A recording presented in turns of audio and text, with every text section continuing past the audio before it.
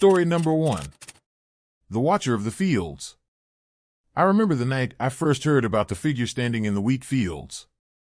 Our town, Dalton Springs, sits in the heart of the American Midwest, surrounded by endless rows of corn and grain that stretch out beneath an impossibly wide sky.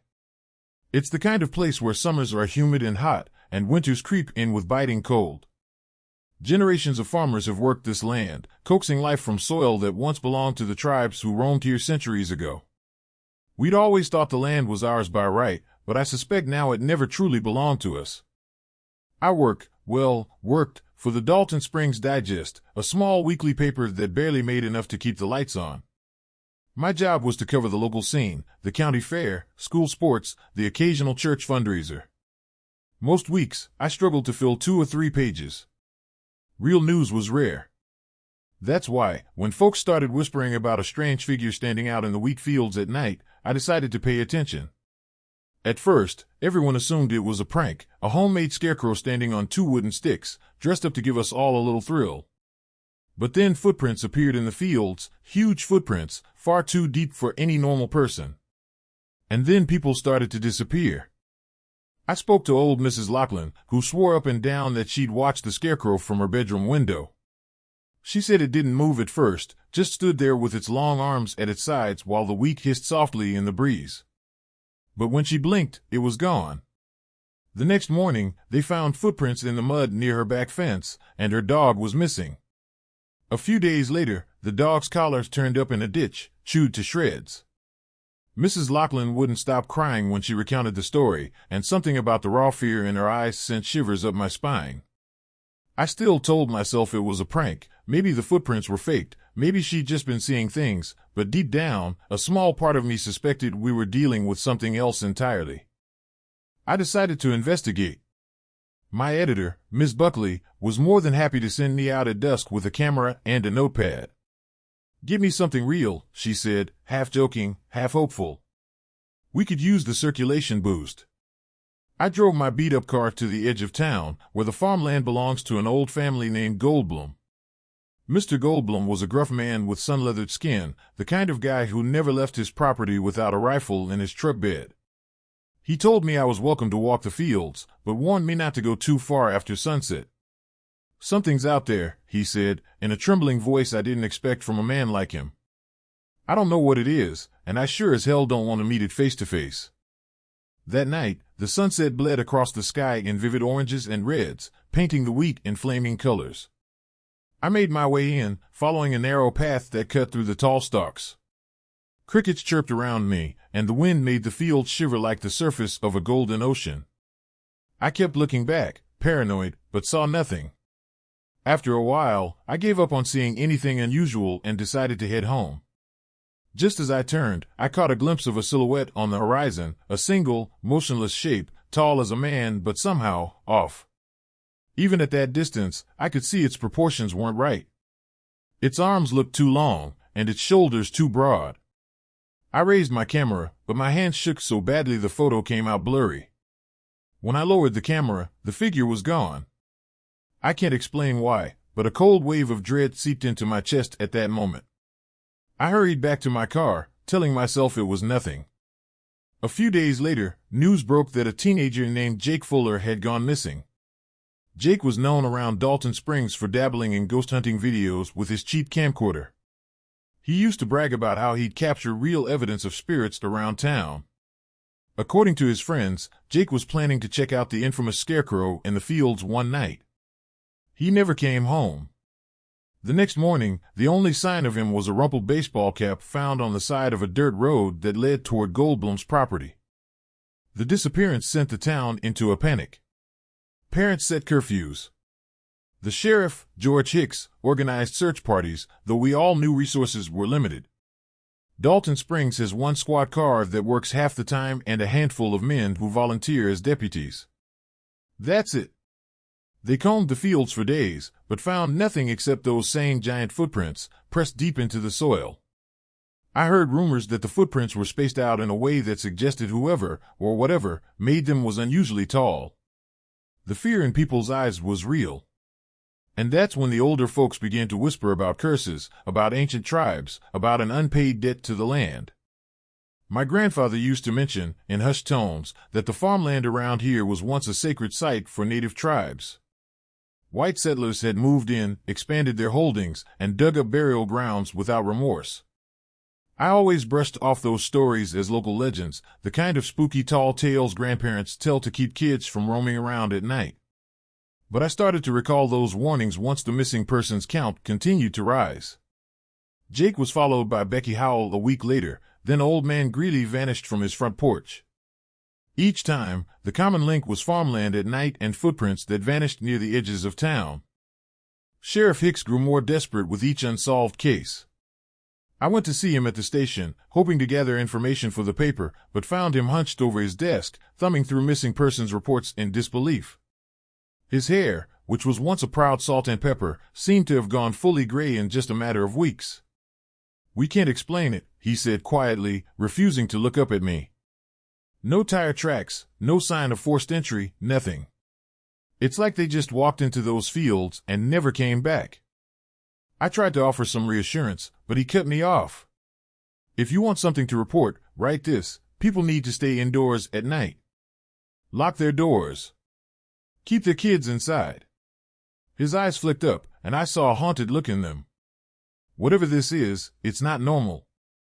Driven by a disturbing mix of curiosity and dread, I decided to do more research. I spent hours in the town library, a small brick building that smelled of dust and old paper. Hidden in a corner was a brittle ledger from the mid-1800s titled Accounts of the First Settlers of Dalton County. It detailed conflicts with local tribes, Sioux, Pawnee, Omaha, and described how some settlers seized land that had once been used for sacred ceremonies. The writing mentioned a guardian of the harvest, a spirit that would watch over the fields if they were ever tainted by bloodshed. It was said that if the land was not respected or if ancient burial sites were disturbed, the guardian would rise, silent and vengeful, taking back what was owed. One line stuck with me: "It will collect until the soil is cleansed." I tried to tell myself it was just folklore, an eerie story passed down to scare children. Still, as I read, I remembered that figure standing among the wheat, the unnatural length of its arms, the way it vanished so quickly. I felt a creeping sense of inevitability, like we were all players in a much older story, one that was about to end very badly for Dalton Springs. That night, I couldn't sleep. Around midnight, I left my place and drove aimlessly around the outskirts of town.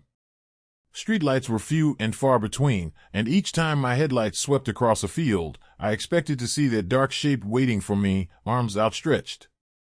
My heart pounded so loudly I thought I was going to faint. But I didn't see anything until I reached an intersection near the old reservoir. There, in the glow of my high beams, I saw footprints crossing the road. I got out of the car and crouched down to get a better look. Each print was huge, easily twice the size of my own foot, and pressed deep into the gravel.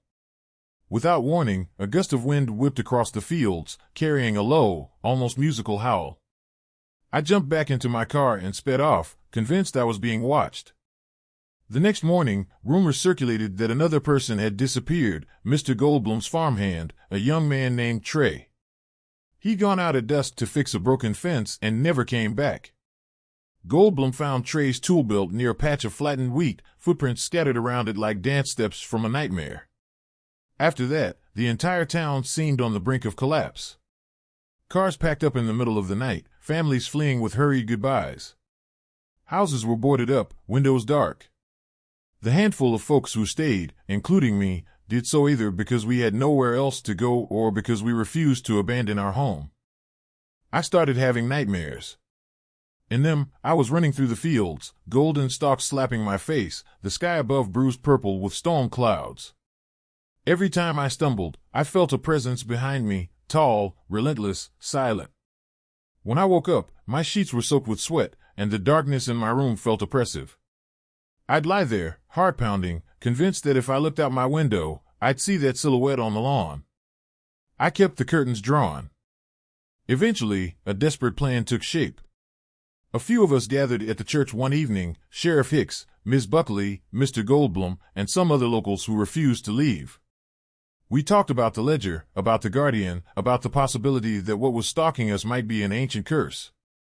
We decided we had to do something symbolic, a gesture of respect or restitution.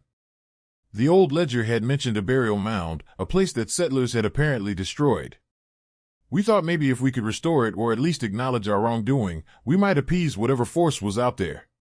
It sounded half crazy, but we had no better ideas, and people were vanishing faster than we could even file the reports. Armed with shovels, lanterns, and trembling resolve, we drove out to the southwestern edge of Goldblum's land under the cover of darkness. The summer night was suffocatingly hot, and the air felt charged, like right before a thunderstorm. We parked our trucks at the edge of the field. Nobody spoke as we stepped into the rows of wheat, the lanterns illuminating a narrow swath in front of us. Every so often, I thought I saw movement in the corner of my eye, but whenever I turned, it was just another cluster of stalks waving in the breeze. We reached a slight rise in the ground, ringed by half-buried stones inscribed with faint, weather-worn symbols. This, we believed, was the old burial site. We started digging carefully, not wanting to disturb anything more than necessary. Almost immediately, our shovels struck fragments of pottery, then shards of bone, some human, some animal. Each discovery made my stomach tighten with fear. What if this was only making things worse? Just as we uncovered what looked like an ancient urn, the wind died completely, leaving an eerie silence in its wake. That was when I heard the chanting, soft at first, like voices carried from a distance, but growing louder by the second. I couldn't understand the words, but they filled me with a crushing sense of sorrow and dread. The hair stood up on my arms. Sheriff Hicks and Mr. Goldblum exchanged horrified looks, and Miss Buckley began to cry. We all realized at once we weren't alone. Something moved at the perimeter of our lantern light, a towering shape, impossibly tall, its limbs elongated, a tattered cloak or robe shifting around it as if it were part of the night itself. I froze, unable to breathe. It made no sound, but its presence roared in my mind. Sheriff Hicks shouted for us to keep going, to bury the remains and try to restore the site. I dropped to my knees and helped scoop earth back over the bones, my hands shaking so violently I could barely function. The chanting rose to a crescendo. The figure took a step closer, then another. In the flickering lantern light, I saw its face, or maybe I saw a mask. The features were sunken, hollow, like a skull carved from old driftwood. Its eyes burned with a pale glow that felt older than time. Miss Buckley let out a scream as it raised one elongated arm toward us. Then, in a moment that felt both eternal and over in a heartbeat, the chanting stopped. Silence slammed down so hard my ears rang. Sheriff Hicks tossed soil on the final bone fragments with one last frantic gesture. I thought I saw the figure tilt its head, as though listening for something. A wave of dizziness washed over me. The air thickened, and the figure seemed to ripple, as if caught in a heat mirage. It turned its face toward me, and I couldn't look away from those eyes, glowing like embers. I closed my own eyes, bracing for the end, but nothing happened. When I dared to look again, it was gone. The chanting was gone. The only sounds were our panicked gasps and the rustle of wheat in a sudden breeze. We stood there, trembling, unsure whether we had succeeded or simply postponed the inevitable. Without a word, we hurried back through the fields, leaving our shovels and lanterns behind. I could feel my heart pounding in my throat the entire way. In the days that followed, we waited for the worst. But the disappearances ceased. No one else went missing. People who had barricaded themselves indoors finally ventured outside. The few who had fled town for good never returned, but at least those of us who stayed began to believe that maybe we had set things right. Sheriff Hicks concluded we should avoid disturbing that mound ever again. Mr. Goldblum roped off the area, refusing to plant anything there. He said it felt like a grave you don't dare walk over. I tried to write about our experience for the Dalton Springs Digest, but the words refused to come out right. How do you summarize a brush with something that defies explanation? We had no proof, no photos, no footprints that weren't already there before. The story I eventually published was vague, speaking of unexplained phenomena and community efforts to preserve historical ground. Most folks in town seemed content not to pry too deeply, as though acknowledging the details might reawaken what we hoped we'd put to rest. Life drifted back to a fragile normal. Still, I can't sleep well at night. Sometimes I wake up to the faint sound of wind rattling my window, and I swear I hear chanting just beyond my consciousness. I'll get up and peek through the curtains, my heart hammering in my chest.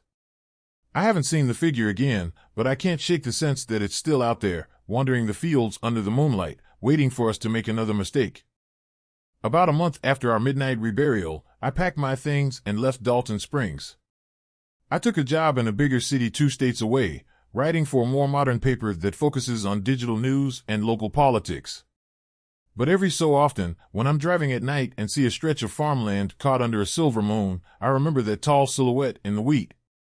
I recall the hum of chanting voices and the cold certainty in those glowing eyes.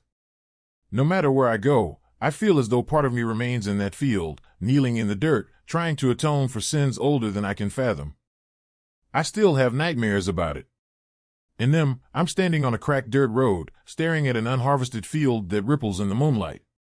There's always a shape in the distance, and the chanting begins, low and menacing. As it moves closer, I realize I can't run. My legs won't move, my voice won't work. It raises a long, spindly arm, and I wake up with a strangled gasp. Sometimes I think about picking up the phone, calling Sheriff Hicks to ask how things are. But I never have the courage.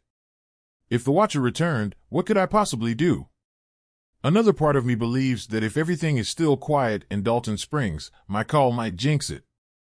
I don't pretend to understand what happened. Maybe it truly was the spirit of the land, finally claiming revenge for what had been desecrated centuries ago. Or maybe it was something else altogether, a force that predates human memory. All I know is that we glimpsed the edge of a realm no one should ever disturb, and we got away by the thinnest margin. I live with that knowledge every day. Sometimes I walk through the city where I live now and spot an empty lot overgrown with weeds. For a split second, my heart seizes, and I think I see that silhouette lurking there, waiting, watching. I blink, and it's gone. I don't know if it's just my imagination, or if the Watcher truly has followed me.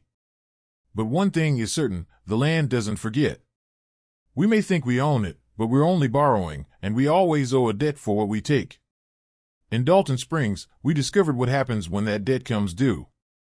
And so, if you ever drive through the Midwest, under a white sky at dusk, and you notice a solitary figure standing in the fields, don't stop. Keep driving. Lock your doors, say a prayer if it makes you feel safer, and don't look back. Because the minute you do, you might see those glowing eyes fixed on you, the ancient weight of stolen soil bending the rules of our world. You might become the next offering to a land that has waited far too long for its rightful payment. And if that happens, you'll vanish among the whispering stalks, leaving nothing but footprints behind. Story number 2. The House That Woke. I never dreamed I'd end up in a creaking old farmhouse nestled deep in the Appalachian Mountains, but desperation makes people do strange things. We'd lost almost everything, my job, our home in the city, and every ounce of optimism we once shared. So when a distant relative of my wife offered us this place at a price that seemed too good to be true, we didn't ask many questions. We just packed up and drove, the trunk rattling under the weight of our meager possessions. We were determined to start over, and the old Briarwood farm was supposed to be our fresh beginning. It took us 2 days of driving on narrow, twisting roads to reach that remote corner of Appalachia. I remember those winding routes well, the endless swaths of dense woodland, tall pines and oaks pressing in on both sides, and that unsettling darkness that seemed to come earlier each evening the deeper we ventured into the mountains. By the time we arrived, the sun had already dipped below the ridge, and we had just enough light to make out the outline of the farmhouse across a broad clearing of knee-high grass and wild brush. I got out of the car, inhaling the mountain air. It was crisp, tinged with the smell of damp leaves and something else, an earthy odor of like fresh-turned soil. The house loomed ahead, all peeling paint and sagging porch roof, its windows glaring like empty eyes. My wife, Lydia, climbed out behind me, holding our daughter's hand. Bella was only 6, but perceptive beyond her years. Her gaze flicked to me with a hint of uncertainty. We both forced a brave smile. "Home sweet home," I said under my breath, though I wasn't entirely convinced. The front door screeched in protest as we stepped inside. Decades of dust coated the floors and the old furniture that had been left behind. The place was big, much bigger than the cramped apartments we were used to, but that only made it feel emptier. Each footstep echoed against walls made of ancient timber. There was no electricity yet, so we moved through the rooms by the glow of a single flashlight, discovering a basic layout, a large living room, a rustic kitchen, and a narrow staircase leading to the second floor. Poking around felt like trespassing. It was ours now, but in the gloom, the house made me feel like an intruder. "We'll make it work," Lydia said, though her voice trembled slightly. I gave her a reassuring squeeze on the shoulder. That first night, we all slept in the living room. We laid out sleeping bags on the dusty floor, the three of us huddled close for warmth. The wind whistled through the cracks in the old windows, and something in the walls seemed to groan in response, like the house was adjusting to our presence, or maybe complaining about it. Bella tugged at my arm a few times, insisting she heard footsteps overhead. Each time, I told her it was just the wind in the rafters. But something about it didn't sound like wind. It sounded heavier, more measured, like a slow and deliberate pacing in the attic. I didn't sleep well. Every time I drifted off, the house found a new way to jolt me awake, a faint tapping, a rattling pipe, the sense of something shifting just beyond the edges of my vision.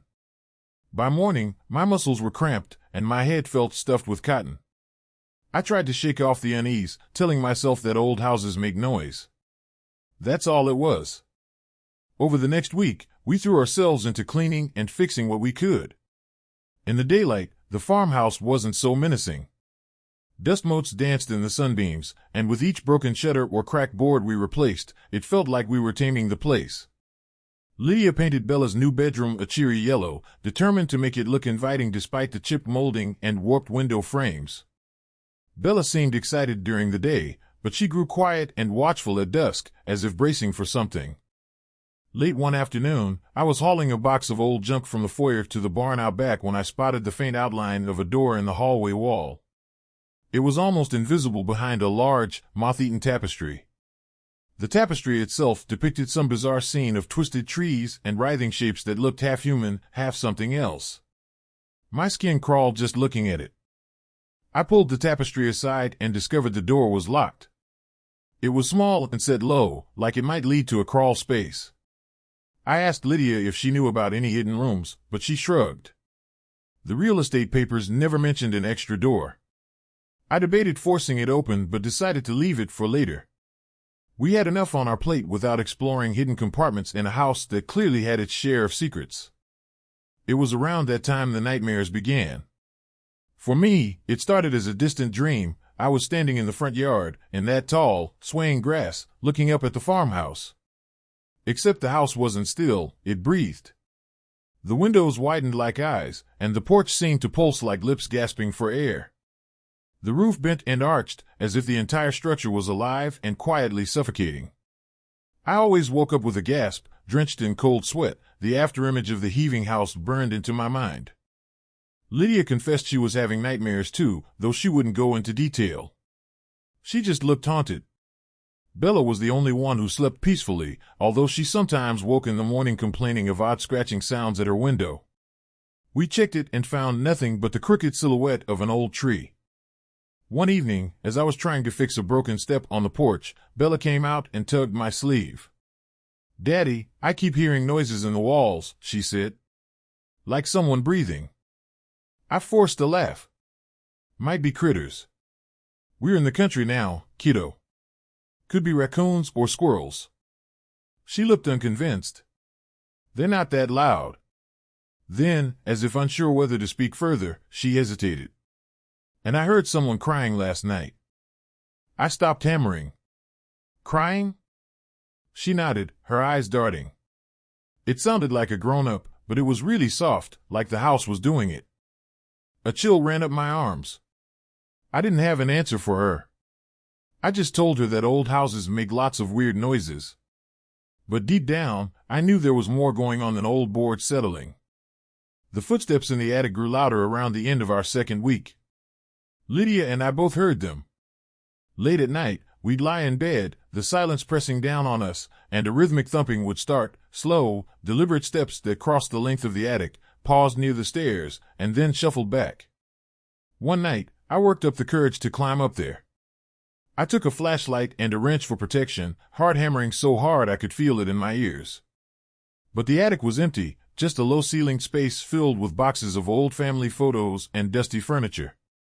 No sign of animals, no footprints on the floor. Nothing.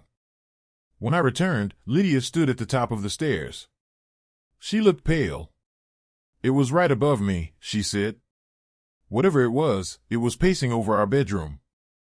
I tried to console her. There's nothing up there, LYD. Not even a mouse. But we both knew we'd heard it.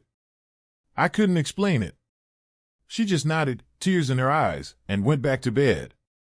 We were down to half rationalizing it as leftover stress, or maybe the old wood expanding in the mountain air. Yet the logic felt flimsy. A few nights later, Bella woke us around 3 in the morning. She said she heard scratching behind her wall. I raced into her bedroom, half groggy, expecting to find a raccoon trapped somewhere. Instead, the moment I opened her door, the scratching stopped. Bella was trembling. Lydia and I spent an hour tapping the walls, shining a flashlight into every crack we could find. Of course, we discovered no animal, just the faint odor of mildew. When we finally coaxed Bella to go back to sleep, I noticed my heart was still pounding. After we tucked her in, I lingered a moment in the hallway. The house felt oppressive, as if the very air was suffused with tension. Every board groaned under my feet, and the dark shape of the tapestry at the end of the hall looked almost alive in the flicker of the flashlight. For a moment, I could have sworn I heard a low, drawn-out sigh coming from within the walls. I was still working on opening that locked, hidden door in the hallway. Every time I tried to pry it open or pick the lock, something interrupted. The phone rang, Bella needed help, Lydia called me from another room. It felt as if the house itself was conspiring to keep me away from it. Finally, one afternoon when Lydia and Bella were in town buying groceries, I decided I was going to force the door. I grabbed a crowbar and jammed it into the thin crack, pushing with all my might. The wood resisted, groaning loudly, but eventually it gave way with a sharp snap. A waft of stale, cold air rushed out, hitting me in the face and carrying an unmistakable scent of rot. I coughed and aimed my flashlight into the darkness. The space was bigger than I expected, a narrow corridor that descended via a short set of steps. Dirt covered the floor. Wooden beams along the ceiling dripped with condensation, or maybe something else. My stomach twisted into knots. This wasn't just a forgotten closet or crawl space. It led somewhere deeper, somewhere not shown on any blueprint we'd seen. I should have waited for Lydia, but a morbid curiosity drove me on. I inched down, the flashlight beam cutting through thick, damp air. The corridor sloped gently, leading me under the house.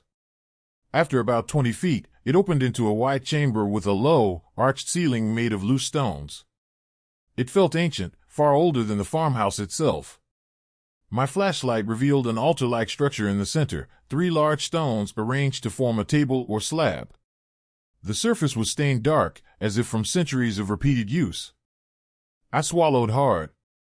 Maybe it was just my imagination, but the odor in the air smelled like old blood mixed with damp earth. Goosebumps rose along my arms, and my throat went dry. A circle of misshapen rocks surrounded the slab, and carved into each stone was a crude symbol that I couldn't decipher, spirals, interlocking lines, half-faded inscriptions. Some looked like animals, others like twisted human figures. I'd never seen anything like it. On the far wall hung a cluster of old tools, rusty knives, a heavy hook, what might have been a ceremonial bowl. My stomach roiled, and I had to fight the urge to vomit. It wasn't just the sight of these things, it was the atmosphere in that hidden chamber. There was a presence in the air, like an invisible current that made the hair on my neck stand upright. I'd never felt so certain that something was watching me. I shone my light across the walls, and my heart nearly stopped. There were strange charcoal drawings, no, more like smears and scratches, depicting figures bending in supplication around some grotesque shape that rose from the ground. The shape looked vaguely humanoid but elongated, with too many limbs, each one crooked. In each drawing, lines radiated outward from the thing, as though it were the center of a web stretching under the earth. A sharp crack from behind made me spin around, nearly dropping the flashlight.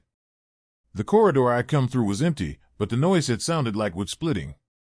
Suddenly, I felt a cold wave of panic. I had to get out of there. Heart pounding, I scrambled back up the steps, half expecting something to grab me from behind. When I burst back into the hallway, my clothes were damp with sweat, and I felt like I'd been holding my breath for hours. I slammed the hidden door shut, wedging a piece of furniture against it. My mind whirled with questions. Who built that room? What rituals took place there? And why had no one mentioned it before? When Lydia and Bella returned, I tried to act casual, but I must have looked as ashen as I felt. Lydia asked what was wrong, and I lied, telling her I'd found a dead rat and had to remove it. I just needed time to process what I'd seen. That night, I barely slept. Every time I closed my eyes, I saw those charcoal figures dancing around that hideous shape. A few days later, Lydia confessed she'd found something disturbing in the old records the realtor had mailed us. She'd been sorting through them to find information about property taxes and stumbled upon a set of dusty documents that mentioned an extended cellar and a sealed crypt. The language was archaic, referencing the house's earliest owners, a family named Ashford who'd settled here in the mid-1800s. There were hints of tragedies, missing persons, odd alliances with unnamed parties in the nearby hills. The words blood sacrifice appeared in scrawled handwriting on one page, as well as cryptic references to feeding the soil. It sounded like madness. I couldn't hide my discovery any longer. I told Lydia about the hidden basement chamber. She went pale as I described the altar and the strange symbols. We both agreed we had to keep Bella away from it. But I also knew we couldn't just leave it alone. Not when footsteps echoed in our attic, not when sighs drifted through the walls at night. Over the following week, the tension in the house intensified. Doors that should have been locked swung open on their own. The temperature dropped drastically at odd times, sending chills through us even in the warm summer air. At night, I swore I heard chanting, a low, pulsing murmur that seemed to come from beneath the floors. Once or twice, I got up to check on Bella and found her standing in her room, eyes closed, swaying gently, as though listening to some distant lullaby. When I woke her, she had no recollection of it. Lydia's nightmares became worse. She started mumbling about something stirring underground, about a ravenous force that demanded tribute. She looked at me with haunted eyes. "It wants us," she said one night, trembling. "It's in the house, or the house is in it, I don't know which. I just know it's hungry." I tried to be strong for her, for Bella, but the house got under my skin. The very walls seemed to throb. Sometimes I'd press my ear against a door and feel a faint vibration, like the slow pulse of a sleeping beast. I wanted to leave, God, how I wanted to pack the car and drive as far away as we could. But we'd sunk all our meager savings into this place.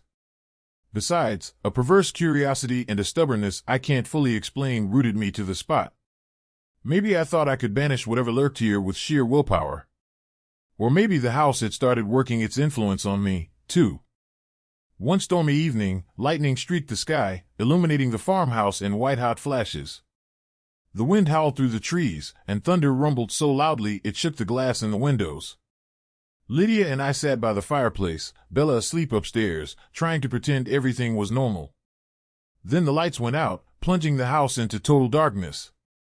A second later, we heard it, a deep, resonant groan from beneath the floor, like a beast roused by the storm. Lydia gasped. "Did you hear that?" I nodded, my heart hammering. We grabbed flashlights and hurried upstairs to check on Bella. She was awake, sitting upright in her bed, eyes wide.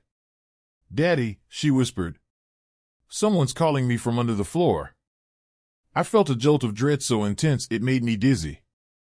Gathering Bella in my arms, I looked at Lydia, who held the flashlight with trembling hands. We needed to leave, storm or no storm.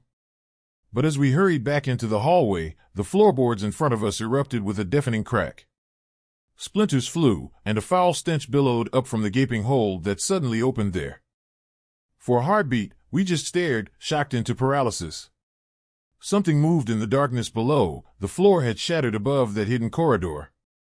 My flashlight beam bounced erratically, catching glimpses of wet, pulsing earth and what looked like ragged shapes shifting in the shadows. Without warning, a noise like thousands of tiny claws scraping stone filled the air, as if an entire colony of creatures scurried beneath us. I grabbed Lydia's hand. "Back, downstairs!" I shouted over the howling wind and the deafening scrape. We stumbled toward the staircase, me carrying Bella, adrenaline surging. But the house itself seemed to fight us. Door frames swelled, floors buckled. Every board groaned and warped under our feet. Twice I nearly lost my footing as the hallway rippled like the deck of a ship on a stormy sea. We finally reached the first floor. Through the windows, I saw torrential rain whipping across the yard, the sky split by lightning. "We have to get to the car," Lydia screamed. Her voice was nearly drowned out by a shriek that echoed from somewhere deep in the house, an unearthly sound that raised every hair on my body. Cradling Bella, I yanked the front door open. The wind nearly tore it from its hinges. Sheets of rain battered us as we fled onto the porch. But before we could descend the steps, we heard a furious crash behind us. Turning, I saw the hidden door in the hallway had burst open, and something moved in the darkness beyond. I couldn't see it clearly, just a tall, hunched silhouette, grotesque, like a warped human body with limbs jointed in all the wrong places. Eyes glinted in the flashlight beam, reflecting a hungry, hateful intelligence. Bella screamed. Lydia let out a ragged cry as the silhouette pressed forward, twisted hands, claws, sliding along the wall. The stench of decay and wet earth rolled over us. I realized in that moment that the house wasn't just possessed or haunted. The house was alive in a way I could barely comprehend, and it served something older and hungrier buried beneath the floors. Something that demanded rituals, sacrifices. The terrible altar in the hidden basement made sense now. It had all been used to feed this entity, to keep it sleeping or satisfied. Lightning flashed again, illuminating the figure in ghastly detail. Its flesh was gray, mottled with patches of what looked like bark or fungus. Its eyes were sunken and black, yet somehow luminous. Then the corridor went dark again, and all I had was the afterimage seared into my vision. I tore my gaze away and bolted off the porch, holding Bella tight.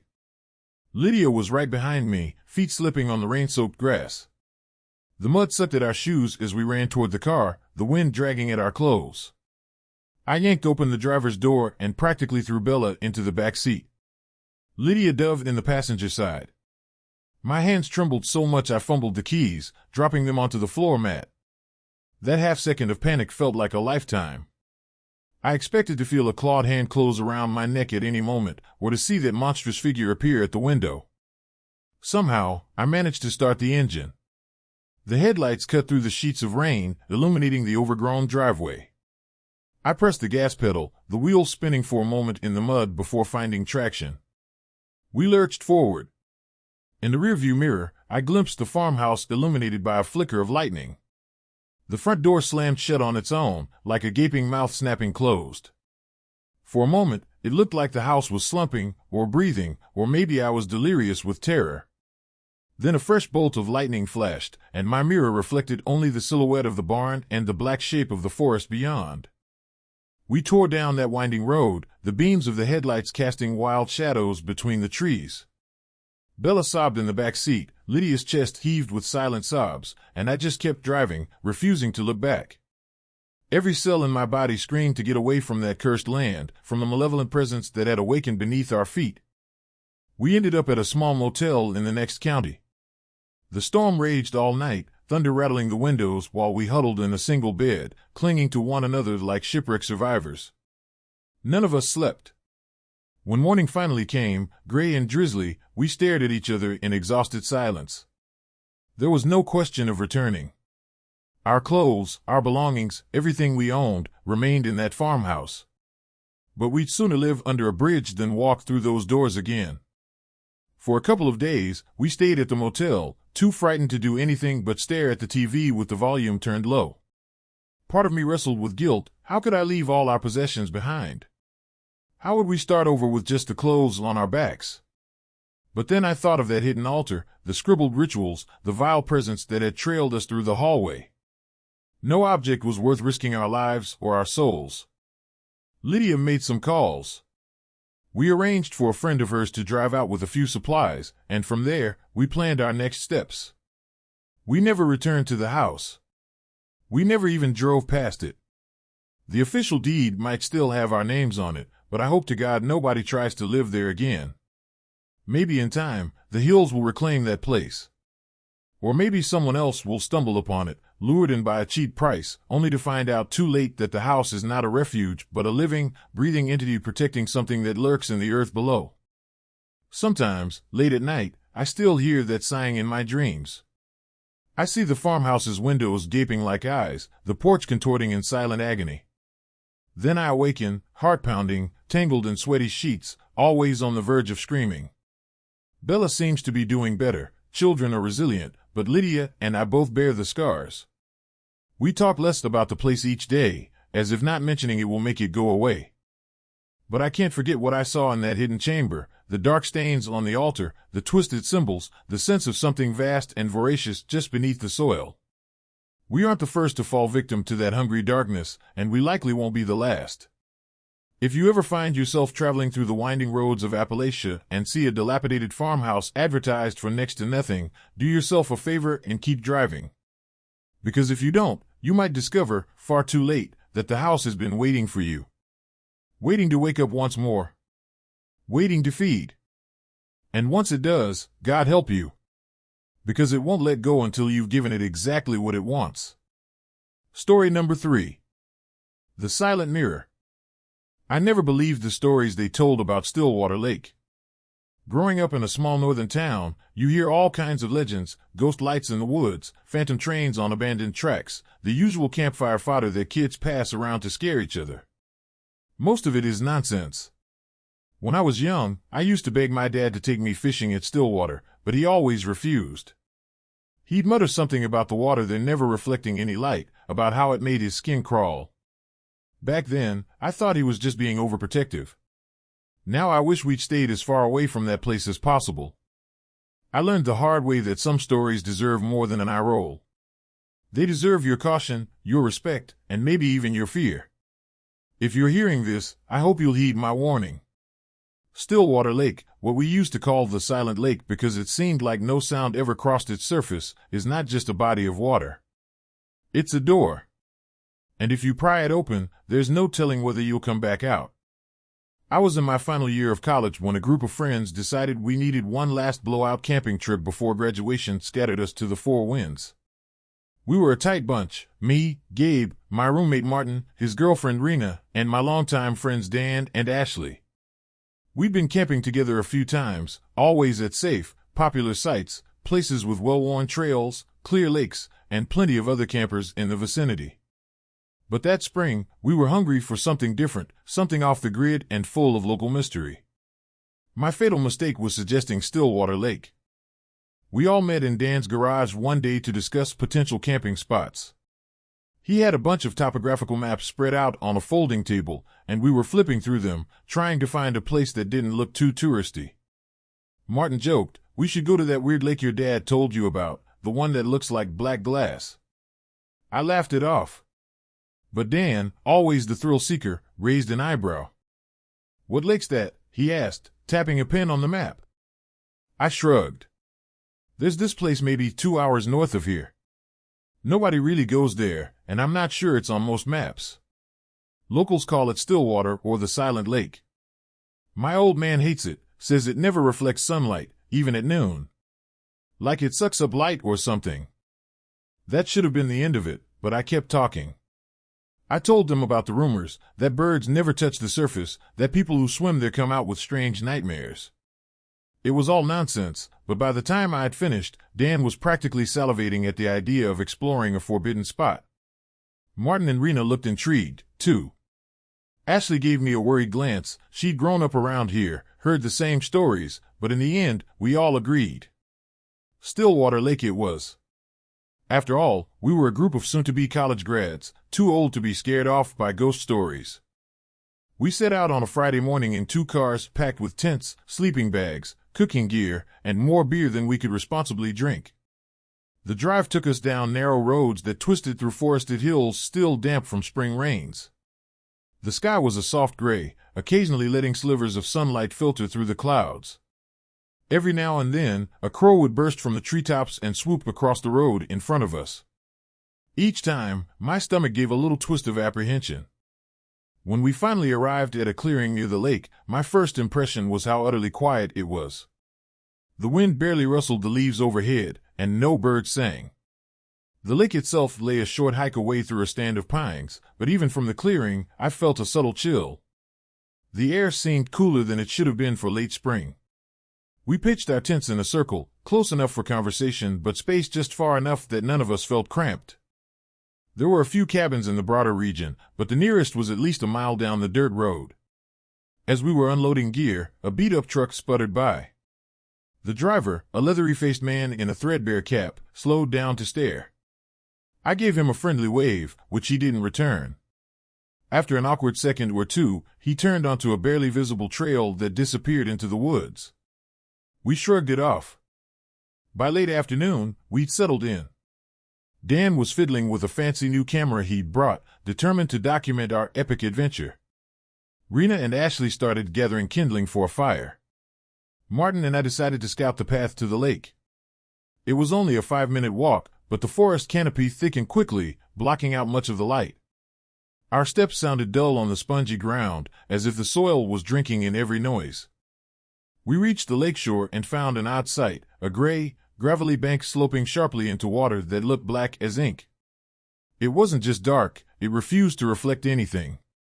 Even the pale sky overhead couldn't coax a single glimmer out of the surface. Up close, the silence was more than just the absence of sound, it felt like a presence in itself, some oppressive hush that lay over the water like a blanket. Martin hucked a small stone across the water. It skipped twice before sinking with a muted plop. No ripples remained, just a subtle disturbance that vanished almost instantly. The effect was eerie. Martin gave me a sidelong look. "You weren't exaggerating, Gabe. This place is weird." I nodded, rubbing the goosebumps on my arms. "Yeah, let's head back. It's getting late." That evening, we sat around the fire, trading jokes and roasting hot dogs. The mood lightened considerably. Dan cracked open a few beers, and soon enough, we were laughing about old times. But as darkness fell, the conversation naturally turned to the lake and its bizarre nature. Rena recited some old wives' tales she'd read online about black lakes and water spirits. Martin teased her for being gullible. Ashley sat very still, sipping her drink and gazing into the fire, as though lost in thought. Finally, she said softly, "I know it's silly, but my grandmother used to say that lakes like this were holes in the world, places where the boundary between our reality and whatever's underneath gets thin." Martin laughed a little too loud. "Underneath, huh? Like an alternate dimension?" Ashley shrugged, unoffended. "Something like that." She believed reflections are how our souls orient themselves. If the water doesn't reflect, it might mean the water doesn't want to show us who we are, or maybe it's hiding something else. She fell silent, letting those words linger in the darkness. Dan broke the tension by snapping a twig in the fire, sending a flurry of sparks skyward. "Well," he said, raising his beer bottle, "to hidden worlds." We all clinked bottles and sipped, but I couldn't shake the uneasy feeling that the woods were listening. Night settled thick and moonless. Eventually, we stumbled off to our tents, lulled by the dying embers of the fire. I woke sometime past midnight to the sound of soft sobbing. It was faint, carried on a breeze that made the pines rustle overhead. At first, I thought maybe Rena and Martin were having a fight, or that Ashley was upset. But as I listened more intently, I realized the sound wasn't coming from our campsite at all, it was drifting through the woods, from the direction of the lake. I unzipped my tent and stepped out, barefoot on the cool ground. The sobbing continued, a forlorn, almost childlike wail. I crept closer to the edge of camp, scanning the dark silhouettes of the trees. My heart thudded in my chest. Part of me wanted to wake the others, but the sobs had a hypnotic quality that made me hesitate. It almost seemed to beckon me forward, like a voice pleading for help. Then a branch snapped behind me, and I nearly jumped out of my skin. I spun around, fists clenched, only to find Ashley standing there with a flashlight in hand. She pressed a finger to her lips, motioning for me to listen. We both stood there, breath held, straining to catch the sound. It was gone. Ashley whispered, "I heard it too." I nodded. It was coming from the lake. She shivered, hugging her arms. "We should go back to our tents." Without another word, we returned to the glow of the smoldering fire pit and crawled into our respective tents. But sleep didn't come easily. I kept hearing that pitiful crying in my mind, echoing like a memory. The next day, we told the others what we'd heard. Dan, of course, immediately suggested we do a midnight investigation. Martin was skeptical, insisting it was probably just an animal. Rena admitted it sounded weird, but also thought we might be overreacting. Ashley said little, but I caught her eye once or twice, and I could see she was unsettled. We spent the morning exploring the area around camp. The forest seemed ordinary enough: old pines, scattered birch, a carpet of soft moss. Around noon, we decided to check out the lake again, in hopes that daylight might strip away some of the creepiness. Dan brought his camera, determined to get pictures of that strange water. Standing on the same gravel bank, we realized the lake looked as lifeless by day as it did at dusk. The surface was unnerving, absorbing all light, showing no reflection of the sky or the tree line. Dan took a few photographs, frowning at the display screen. "It just looks like a black void," he muttered, snapping more shots. "No detail at all." Martin tried to lighten the mood. "Guess you won't get National Geographic to buy these, buddy." Dan smirked, but there was worry in his eyes. "Yeah, guess not." We broke for lunch, munching on trail mix and sandwiches. As we sat on logs near the shore, an old man trudged out of the woods. He wore mud-stained boots and a torn jacket, and he had the wiry build of someone who'd spent a lifetime working outdoors. His appearance startled us. None of us had heard him approach. He tipped his hat at us, though I couldn't tell if it was out of politeness or caution. "You folks from around here?" he asked in a raspy voice. "No," I said, standing. "Just camping for a few days." He nodded slowly, his gaze drifting to the lake. "You best not stay too close," he said. "Nighttime's not safe. Locals know better. That water's older than anything in these woods." Rena forced a friendly smile. "We appreciate the advice." The old man's eyes lingered on Ashley for a moment. Then he grunted something under his breath, sounded like he'd the warning, and turned, walking off along the shore until the pines swallowed him up. We were left in an awkward silence. Martin rolled his eyes. That was pleasant. But I didn't feel like joking. Something about the old man's demeanor reminded me of my father, that solemn, haunted wariness of a man who's seen too much. We passed most of that afternoon in relative peace, playing cards, telling old stories, and ignoring the gnawing sense of unease that had begun to cling to us like a second skin. As the sun dipped behind the trees, the air seemed to grow colder, sharper. That night, we huddled around the fire again, but the conversation was subdued. Even Dan didn't push his usual brand of bravado. Around 9, Martin stood up and dusted off his jeans. "All right, folks, I'm gonna hit the sack." Rena followed suit, saying she felt tired too. Ashley drifted to her tent soon after. That left Dan and me staring into the flames in silence. Finally, he spoke. "I'm going to the lake." I met his eyes. "What, now?" He nodded. "I want to see if there's anything out there, maybe catch some footage if we hear that crying again." Every instinct in me screamed that it was a terrible idea. Yet I couldn't let him go alone. "All right," I said reluctantly. "But we're not staying long." We grabbed flashlights, and Dan fetched his camera. The trek to the shore felt twice as long in the dark. The pines stood like towering sentinels, blacker than black. The lake came into view in a clearing just beyond the final row of trees, its surface so dark it appeared as a flat void. The moon was out that night, a thin crescent that should have cast a faint silver gleam on the water. But as we approached, we saw nothing but inky blackness. Dan clicked on his camera's night vision. The device whirred softly, casting the world in a greenish glow on the screen. "Let's get closer," he whispered. We inched down to the water's edge, stones crunching under our boots. The smell of damp moss and stagnant water filled my nostrils. For a moment, I thought I heard movement across the lake, like someone wading through the shallows, but it stopped almost instantly. Dan raised his camera.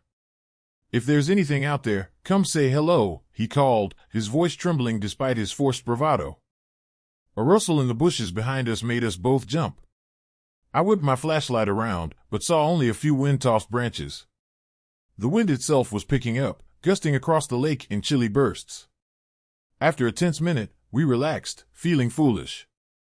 Then I heard the sobbing. It was the same faint, wrenching sob we'd heard the night before, like a child lost and afraid. It drifted across the water, echoing softly. Dan locked eyes with me, startled. He lowered his camera momentarily, scanning the shore. The crying seemed to come from the opposite bank, or maybe from out in the middle. It was hard to pinpoint. But it was definitely there, not our imaginations. Without warning, Dan did something that sent a bolt of panic straight through me. He stepped into the water. I grabbed his arm, but he shook me off. "Just a few feet," he said, voice shaking. "I want to see something." The black water rose around his ankles, silent as a grave. No ripples formed as he moved, which defied everything I knew about water physics. Even the moonlight couldn't break through to reveal the reflection of Dan's legs beneath the surface. It was like watching him wade into a pit of tar. "Dan, get out," I hissed, my nerves on edge. He lifted the camera, aiming it at the watery expanse. The sobbing grew louder, more urgent, yet somehow still distant. "Hello?" Dan called, his voice wavering. "Are you hurt?" Something splashed in the darkness ahead.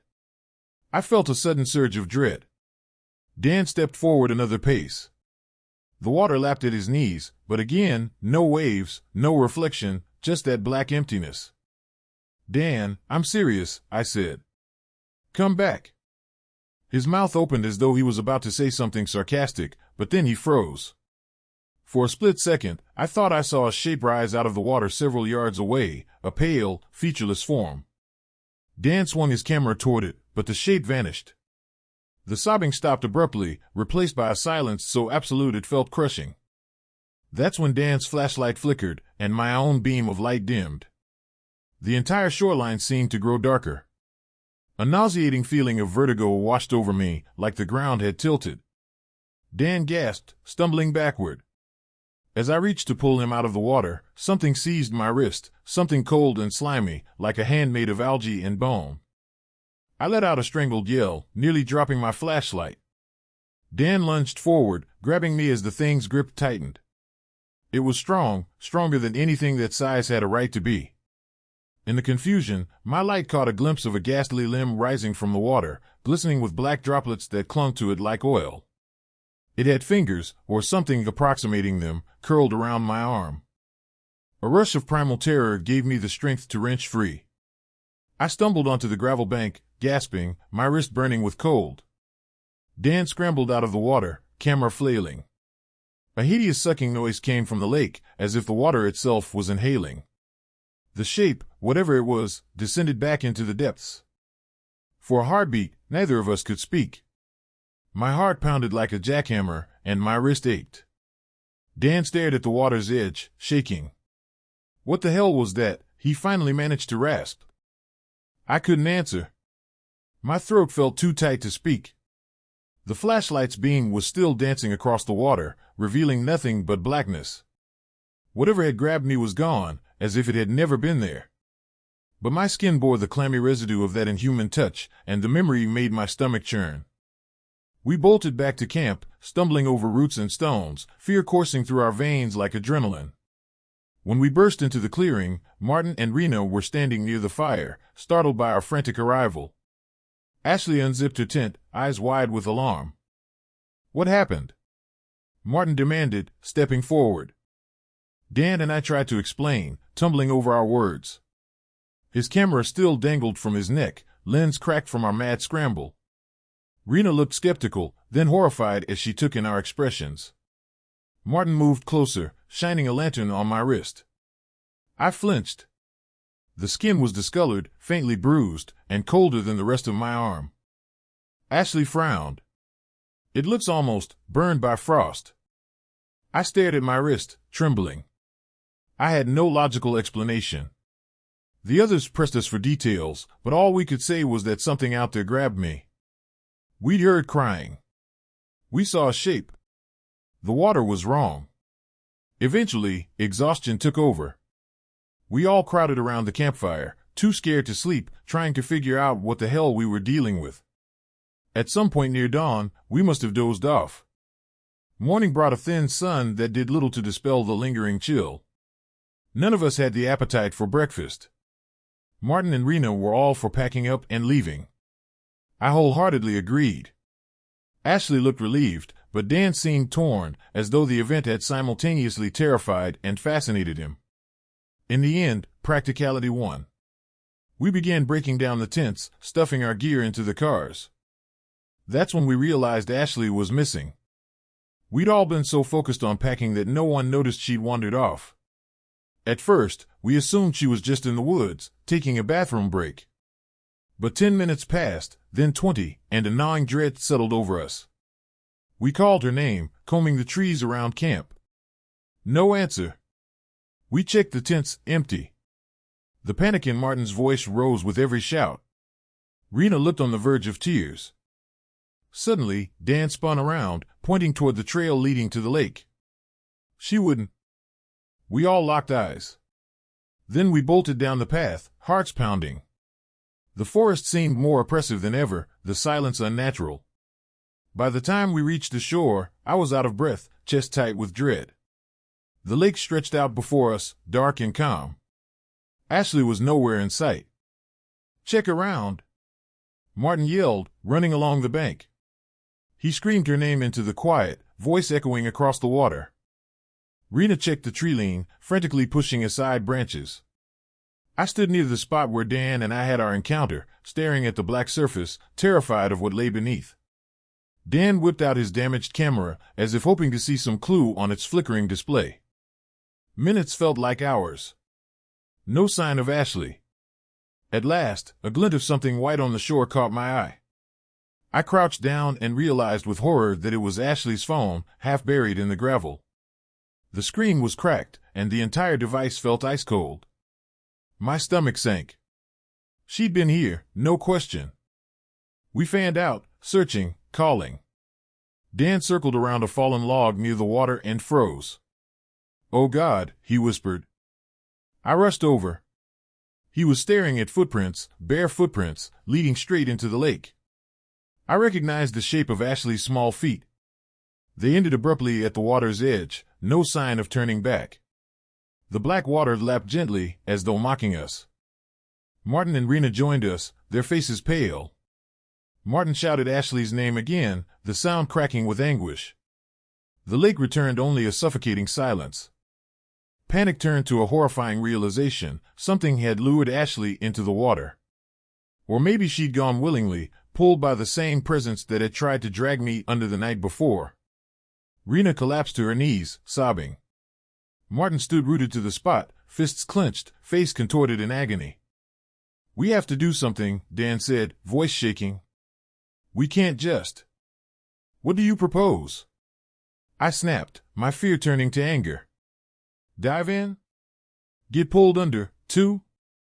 He looked torn, but he knew I was right. There was no sense in us leaping blindly into that cursed water. The only sane course of action was to get help, call the police, search parties, anything. We sprinted back to camp, where Martin grabbed his phone. No signal. Rena tried hers, no signal either. Dan cursed and threw his busted camera onto the ground. My own phone had 0 bars. We were too far from civilization for reliable reception. "Let's drive," I said, grabbing my car keys. "We'll find a ranger station or a police post." Nobody argued. We piled into our cars, hearts pounding, and tore down the dirt road at reckless speeds. The forest blurred by, branches slapping against our side mirrors. Rena couldn't stop crying in the back seat, and Martin was muttering Ashley's name like a mantra. In my rearview mirror, I glimpsed Dan in the following car, white-knuckled at the wheel. It took nearly an hour, but we finally found a rundown gas station near a crossroad. The clerk stared at us like we were lunatics as we babbled about a missing friend. He directed us to the nearest sheriff's office, which was another 15 miles away. We drove there in tense silence, anxiety clawing at our guts. The sheriff on duty, a middle-aged man named Spencer, looked concerned when we explained everything. He raised an eyebrow at the mention of Stillwater Lake, as if the name alone brought trouble to mind. He radioed for a search and rescue team, but cautioned us that it might be a few hours before they could deploy. Martin demanded they act sooner, borderline hysterical. The sheriff tried to calm him, explaining that the local volunteer group needed time to assemble. Every minute felt like a lifetime. At last, around late afternoon, a pair of patrol cars and a battered old rescue boat arrived at the lake with us. The sheriff had also enlisted 2 local men, one of them the old man we'd seen earlier, to assist in the search. They all looked grim. Nobody asked if Ashley might have just wandered off, they seemed to know better. The rescue team put the boat in, scanning the lake with sonar, but found nothing. The depth readings fluctuated oddly, as if the bottom dropped off far deeper than the maps indicated. As dusk gathered, the men grew visibly anxious, exchanging uneasy glances. The old man warned the sheriff that continuing after dark was a fool's errand. At a certain point, the sheriff called off the search for the night, promising to resume at first light. Martin nearly lost it, shouting that they couldn't abandon Ashley. It took Rena's coaxing and the sheriff's solemn reassurance to get him back to the car. Tears brimmed in everyone's eyes, even the rescue guys. Something about that lake got under your skin, a creeping horror that defied logic. We ended up in a small motel again, this one just outside of town. None of us slept. Martin paced the hallway, calling out for Ashley in a hoarse whisper. Rena stared blankly at the wall. Dan kept replaying the night's events, mumbling about the camera footage he'd lost. As for me, I was numb, stuck between guilt, terror, and the faintest shred of hope that Ashley might somehow be found safe. Morning came, gray and miserable. We drove back to the lake with a sense of dread. The rescue team had increased in number, 2 more boats, a few divers, and a couple of volunteers with dogs. Hours passed. They found nothing. Not even footprints. It was as though Ashley had vanished off the face of the earth. By afternoon, the sheriff pulled us aside. He looked exhausted, dark circles under his eyes. "I'm sorry," he said, voice low. "We'll keep searching, but this lake is tricky. No guarantees." Martin broke down in tears, hugging Rena for support. Dan stood off to the side, face taut, staring at the black surface of the lake with the kind of haunted expression I recognized all too well. I felt a pang of remorse for ever suggesting this place. Still, a sliver of me expected to see Ashley step out of the trees any minute, shaking her head at the fuss. But she never did. In the following days, the search continued intermittently, hindered by spring rain that churned the dirt roads into mud. A few personal items washed ashore, a sneaker that might have been Ashley's, waterlogged and stained dark. But no definitive traces. The local rumor mill churned out explanations. She drowned, she got lost, she ran off. We knew better, but nobody would have believed the truth, that something in that water took her. I tried to talk about it once with the sheriff. I mentioned the shape, the hand that grabbed me. He gave me a long, measured stare and said, "Son, I've lived near these parts all my life. Stillwater's always been strange. Folks around here don't swim in it, don't fish in it, don't even let their animals near it. And every few years, someone goes missing." He paused, lighting a cigarette. "We never find them." He didn't say more, and I didn't press him. What was there to say? Eventually, Martin and Rena went home. Dan left for his parents' place, refusing to talk to me about what had happened. I stayed on another week, clinging to the desperate hope that Ashley might surface, alive or otherwise. Each day, the men in the boat circled the lake, calling her name, dragging nets through the water. They dredged up nothing but murky weeds and rotten branches. The lake never gave her back. I've tried to move on with my life, but not a day goes by that I don't think about Ashley. I still see her face in my sleep sometimes, eyes wide with that haunted look she wore by the fire. My father was right, there's a reason no one from our hometown sets foot near Stillwater Lake. If I could rewind time, I'd have burned every map, told every lie, done whatever it took to steer our group elsewhere. About a year after it happened, I dreamed I was standing on the gravel shore again. The lake stretched out before me, calm and endless, refusing to reflect the moonlight. A figure emerged from the water, Ashley, pale and dripping, eyes devoid of any emotion. She reached out to me, but her hand wasn't quite right. The fingers were too long, the skin translucent. Then, with a noise like rushing water, she sank back into the blackness, leaving me alone and screaming. I woke up shuddering, tears on my cheeks. Sometimes I think about the old man's warning and the stories Ashley told about mirror worlds. Maybe that's what happened. Maybe Ashley slipped through some hidden boundary, drawn by the lake's silent pull. I can't help but imagine her wandering a dark reflection of our world, calling out for us, just as we called out for her. Believe me or not, I don't care. I'm just here to tell you that if you ever hear about a silent, lightless lake in the northern countryside, a place the locals avoid, do yourself a favor and stay far away. Because if you let your curiosity guide you to that black shore, you might hear someone crying from beneath the water. And if you're foolish enough to step into that water, you might feel a cold hand grasp your wrist and pull you down into a place where reflections are only the beginning of the nightmare. And if that happens, you'll find yourself staring into a dark mirror that leads to somewhere you can't possibly understand, a place that doesn't reflect your image, but swallows it whole. Once it does, there's no guarantee you'll ever see the surface again. And even if you manage to claw your way back, you won't be the same person who went in. Because part of you will always remain in the silent lake, a whispered cry echoing through the darkness that never ends.